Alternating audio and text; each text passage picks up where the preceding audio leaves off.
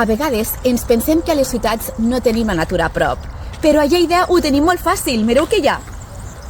Ens trobem a les portes del Centre de Fauna Vallcalent a Lleida, que es troba al centre de la ciutat. Acompanyeu-me.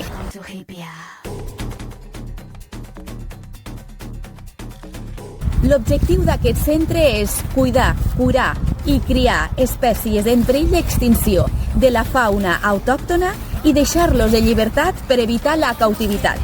A Lleida tenim el privilegi de tindre un dels centres més grans de Catalunya amb 9 hectàrees. Veureu que en aquest centre hi ha gàbies d'aclimatació, però només aquestes gàbies serveixen per als animals amb lesions cròniques, per tal d'allargar la qualitat de vida.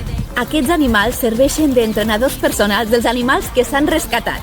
Així els ensenyen a alimentar-se i a enfortir els músculs per tal d'adaptar-se al medi abans d'alliberar-los. El mussol real, una de les espècies més grans d'Europa. Aquest color d'ulls ataronjat ens indica que caça durant el crepuscle. Són els nostres aliats per a evitar les plagues. Cal destacar el gran treball que fa l'equip del Centre de Fauna Salvatge de Vallcalent. A més, a vegades els anellen amb un GPS i han descobert que alguns ocells han migrat de Lleida fins a l'Àfrica. Està comprovat que sense el voltor comú ens infectaríem amb les malalties causades per la descomposició.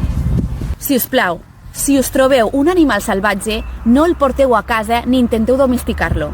Porteu-lo al Centre de Fauna Salvatge perquè si no, no reconeix la seva espècie i no pot sobreviure al seu hàbitat. I després de tot l'esforç de l'equip de Fauna Salvatge Vallcalent, per fi la llibertat.